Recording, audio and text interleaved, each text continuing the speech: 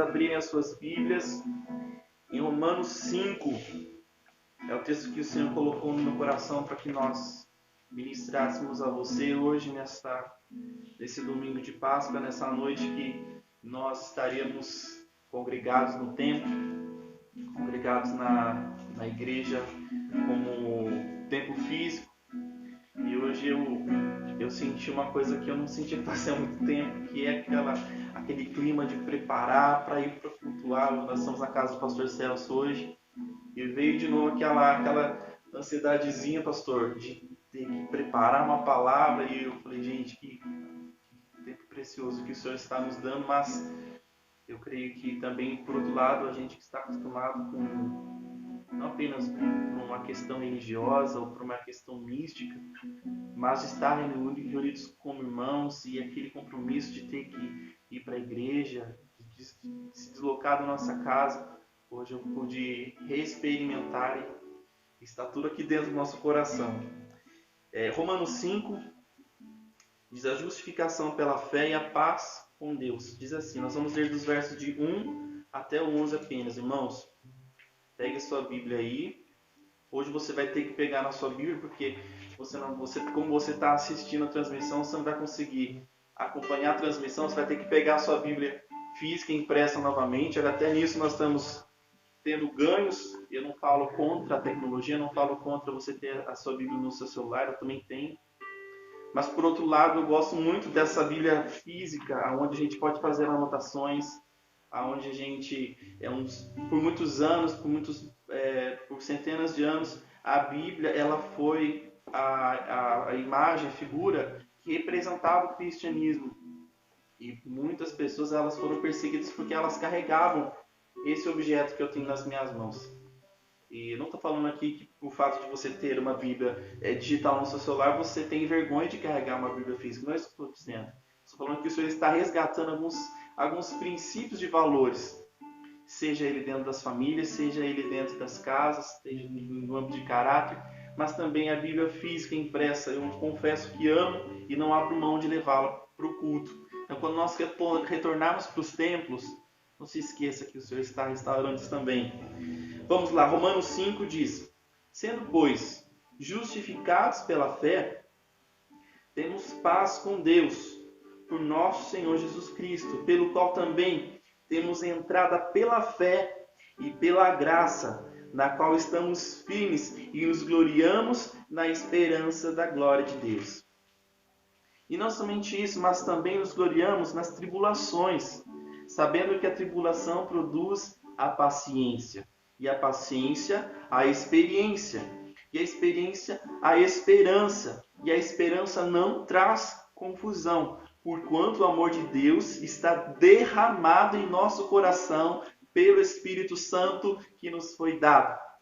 Porque Cristo, estando nós ainda fracos, morreu a seu tempo pelos ímpios. Somos eu e você, meus irmãos. Porque apenas alguém morrerá por um justo. Pois poderá ser que pelo bom alguém ouse morrer. Mas Deus prova o seu amor para conosco em que Cristo morreu por nós, sendo nós ainda pecadores. Logo, muito mais agora, sendo justificados pelo seu sangue, seremos por ele salvos da ira. Porque se nós, sendo inimigos, fomos reconciliados com Deus pela morte de seu Filho, muito mais estando já reconciliados, seremos salvos pela sua vida. E não somente isso, mas também nos gloriamos em Deus, por nosso Senhor Jesus Cristo, pelo qual agora alcançamos a reconciliação. Meus irmãos, eu conversava com o pastor Celso ontem que eu amo a Páscoa e é um dos cultos que eu mais amo durante o ano. E eu não falo dentro de uma perspectiva religiosa, não falo dentro de uma perspectiva mística, até porque eu tenho consciência, eu tenho conhecimento de que se nós fôssemos olhar dentro do rigor da cronologia histórica, não seria nessa época do ano a Páscoa ser celebrada. Mas eu digo do simbolismo que representa para a história da humanidade a Páscoa, que representa o plano perfeito de Deus para a salvação, remissão. O plano da salvação gratuita, generosa, operada pelo Senhor, ela está estabelecida nessa imagem, nessa figura, na celebração da Páscoa. E nós sabemos que nós estamos vivendo dias muito cruciais da história. Nós estamos começando a viver um momento de experimentação, tudo que nós estamos vivendo nos dias atuais, em especial falando da pandemia, dessas medidas públicas de controle, da contenção de tudo isso. Nós estamos impedidos de estar cultuando e tantas outras coisas, estamos impedidos de ficar transitando. E quem sabe isso vai ficar ainda mais intenso nos próximos dias, nas próximas semanas.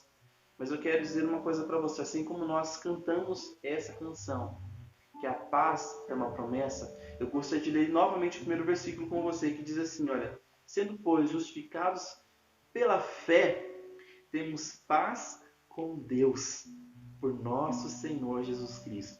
Eu quero falar para você de uma paz que não existe tranquilidade financeira, até porque se fala muito hoje de um caos econômico que está por acontecer na nossa nação. Mas nós que somos justificados pela fé, nós temos paz com Deus, por nosso Senhor Jesus Cristo. Essa paz o mundo não pode dar. Essa paz, a estabilidade financeira, a estabilidade econômica não pode dar. Essa paz nenhuma pessoa pode te oferecer. Somente Jesus. E essa paz ela entra através de uma forma gratuita que foi operada por Jesus na cruz. Nós estamos vivendo os dias onde essa paz ela tem encontrado um novo significado para nós. Talvez você viveu os últimos anos da sua vida, os últimos meses, você conquistou coisas, você conquistou a sua casa própria, de repente você se formou, você conseguiu comprar um carro, você se estabilizou num emprego, você tem uma boa renda. Você de alguma forma pode se sentir tranquilizado, mas eu quero falar para você que existe uma paz que ela é superior a qualquer tipo de promessa ou qualquer tipo de estabilidade de vida, que é a paz que somente vem do Senhor para você. É dessa paz que nós precisamos buscar. Olha, veja bem no que na sequência diz aqui, olha. E não somente isso, mas os gloriamos nas tribulações. Meus irmãos, quantos de nós temos, ao invés de glorificar o Senhor, em meio a tantas situações que já passamos de vida, ou a que estamos passando na atualidade, quantos de nós temos murmurado, quantos de nós temos, temos nos comportado de uma forma tão errônea, tão equívoca, frente àquilo que Deus está usando como método para ser pedagógico, nos ensinar de alguma forma. Veja bem o que a palavra do Senhor traz para nós. Que a tribulação, ela produz como resultado final a esperança. A tribulação na vida do crente, ela sempre precisa encontrar um propósito. E eu quero convidar você. Nós sabemos que para a história da humanidade, tudo isso que está acontecendo tem um propósito. Mas na sua vida, quais são as implicações diretas que tudo isso está gerando na sua vida? O que está gerando na sua vida? Porque o crente de verdade, ele precisa ver as tribulações, as situações, ele entender que existe um caminho desde a tribulação até a esperança. Eu vou relembrar você que está aqui no versículo de número 4. A tribulação produz a paciência a experiência, e a experiência a esperança. Esse é o ciclo para a maturidade da vida do crente. Esse é o ciclo que precisa acontecer dentro da sua vida. Até a esperança renascer dentro de você, a tribulação vai ser o princípio destas coisas. Sabe, nós comentávamos ontem na nossa célula online, inclusive eu faço votos para que você participe da nossa célula online, você que é membro da IEUA. Isso é uma célula exclusiva, eu não estou fazendo uma exclusão dos demais irmãos que gostariam de fazer parte, mas tem sido um momento de intimidade para os membros da IEUA, a célula online que acontece no Skype. Onde nós falávamos uma coisa muito interessante, foi das noites, acho que a mais especial para mim, nós comentávamos acerca desse feriado de Páscoa. E eu fiz comentário ontem com os irmãos a respeito de Mateus 6,6, que fala lá, entre no seu quarto, feche a porta, porque você vai tratar com o Senhor, e no secreto você vai tratar, e no secreto Ele vai te honrar. A palavra quarto no hebraico, na verdade a palavra que deu origem para a tradução quarto, ela vem do hebraico tameion. Tameion, com T, Tameion. E esse Tameion, ele era como se fosse uma escotilha, era um quarto subterrâneo, era um quarto que somente tinham portas, não tinham janelas.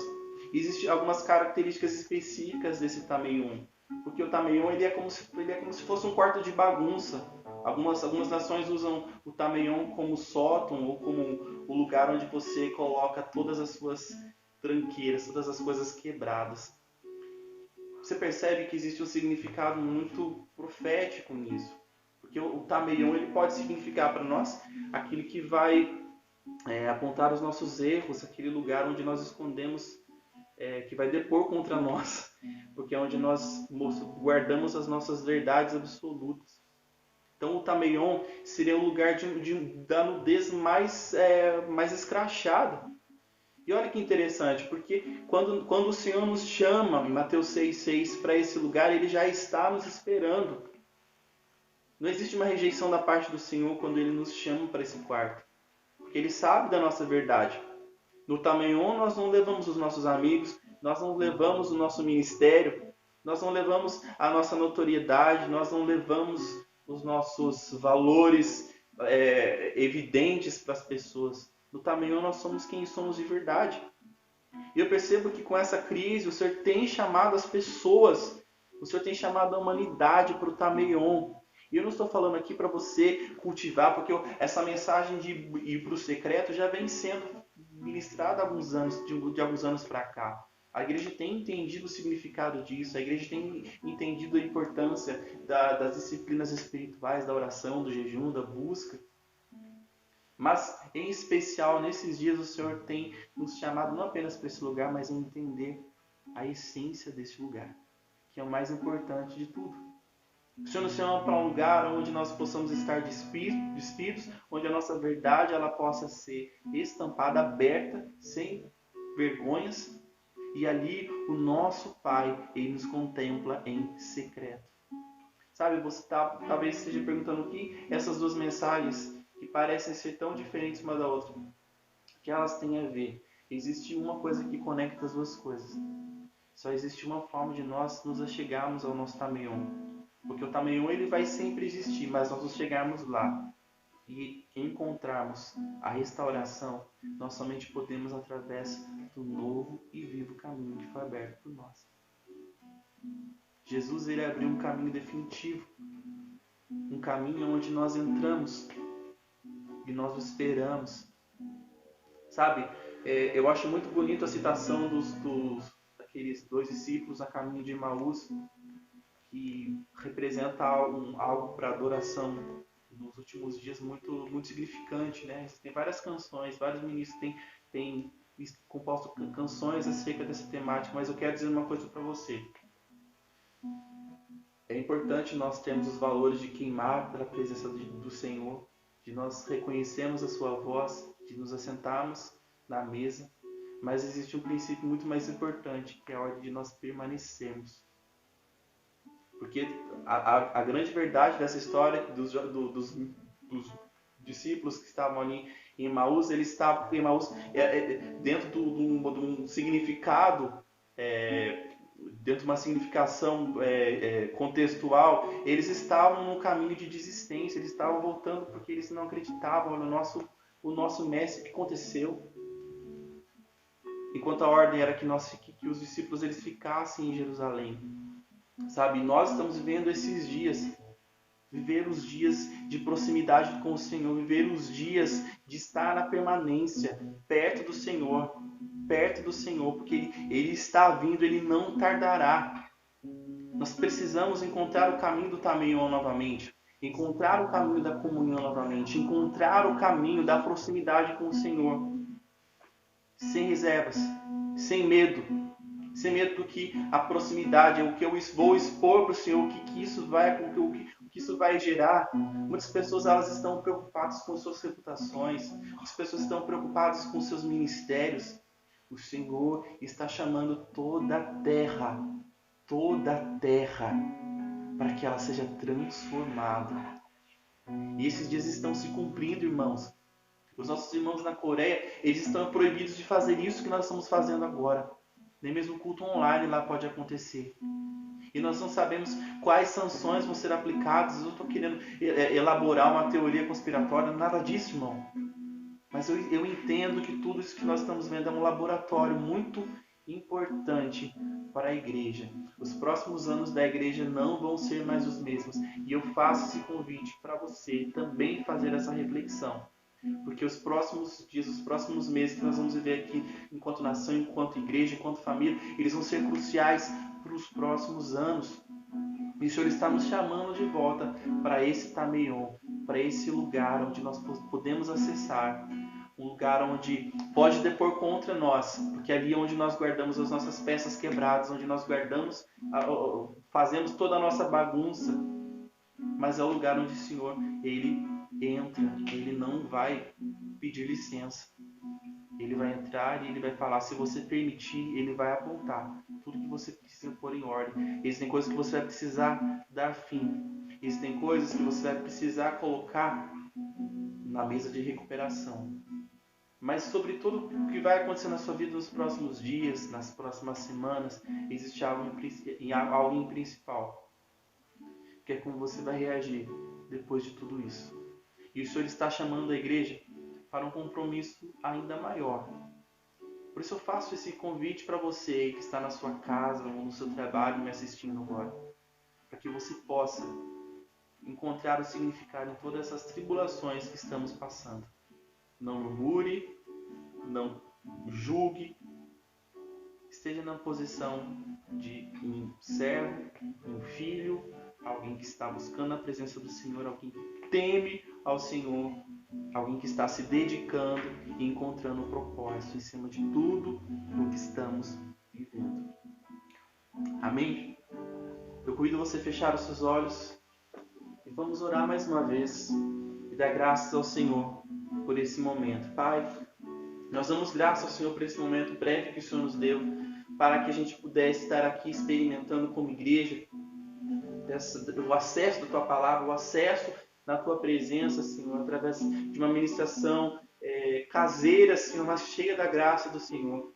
Pai, obrigado, Pai. E a minha oração, Pai, é para que todas as famílias elas experimentem, Senhor, essa simplicidade da adoração, Senhor, mas uma simplicidade carregada de poder, de verdade, de sinceridade, Senhor. O meu desejo, Senhor, e a minha oração é para que isso aconteça em todas as casas, Pai. Todas as casas, Pai, o Senhor encontra os seus adoradores. O Senhor encontra os seus filhos prostrados, rendidos.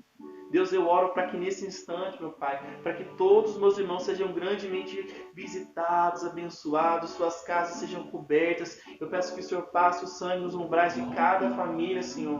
Mas eu também peço, Pai, que toda essa circunstância, essa situação, ela seja pedagógica, Pai, e que a gente aprenda, Pai, que a gente aprenda pelo amor. Não pela dor, mas que a gente aprenda pelo amor, pela observância da Tua Palavra, Senhor, por cumprir o Teu desejo, Senhor. A nossa vida está aqui agora, Pai. Nós estamos comparecendo ao Tameion, Pai. Nós estamos agora apresentando essa verdade para os irmãos e todos nós estamos juntos comparecendo, Senhor. Cada um em sua casa, cada um na sua verdade, cada um na sua realidade. Nós colocamos a nossa vida diante do Senhor e pedimos, Pai, nesse lugar que só tem portas, não tem janelas, e está toda a nossa verdade escondida ali, Senhor. Lance a sua luz, lance a tua verdade e faça nova todas as coisas, Pai. Eu oro em nome de Jesus. Amém e amém. Meus queridos, que vocês sejam cheios do amor, da vida, da verdade. Que seus corações possam pulsar no amor do Senhor. Que vocês tenham uma semana de paz, de vitórias, de livramentos. No nome de Jesus, que a sua vida e família estejam guardados pelo Senhor. Em nome de Jesus, Deus abençoe. Boa noite.